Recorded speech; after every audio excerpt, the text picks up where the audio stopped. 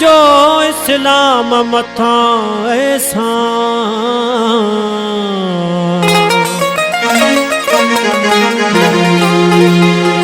यो साजो आई मान जाज वली लंजवाणी चे मुख्य सदके इमाम हुसैन जे दिल सब कुछ वयो मुख्य सदके इमाम हुसैन जे दिल सब कुछ वयो मुख्य सदके इमाम हुसैन जे दिल सब कुछ वयो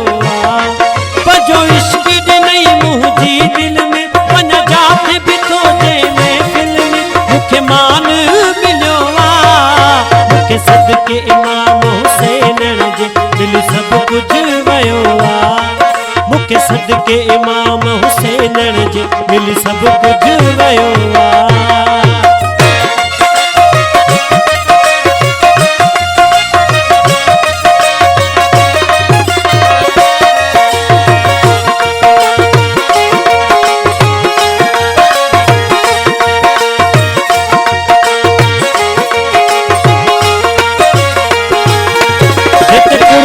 करे तो देते खे घुराए तो पहजे देते खे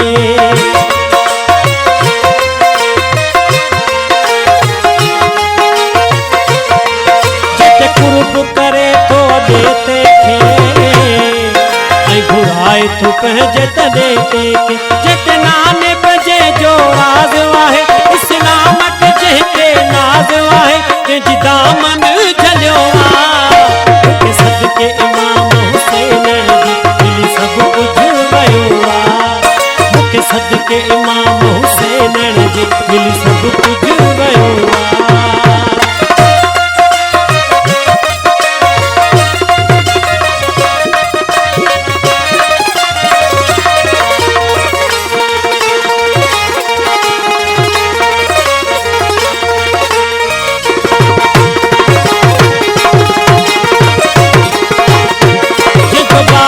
शेर खुदा है जी हलंदी अज ते सखा है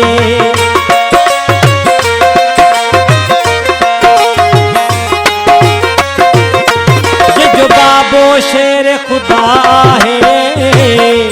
जी हलंदी अज ते सखा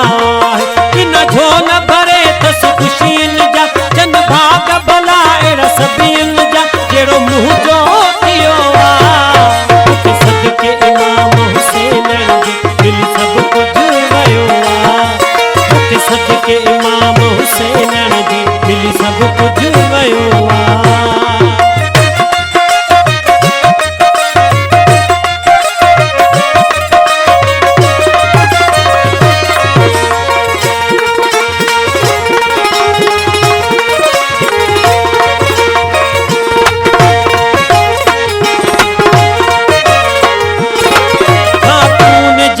जे बचड़े जा हिन थोड़ा साते अड़गणिया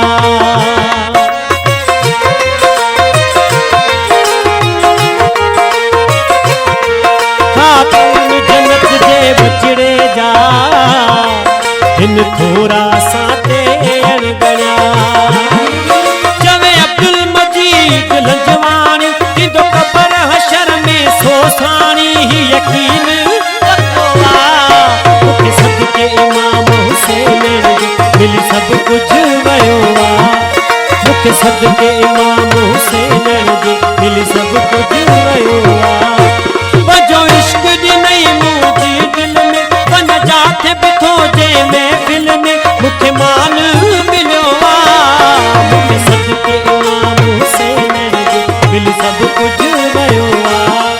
मुख्य सदके इमाम हुसैन जे दिल सब कुछ वयो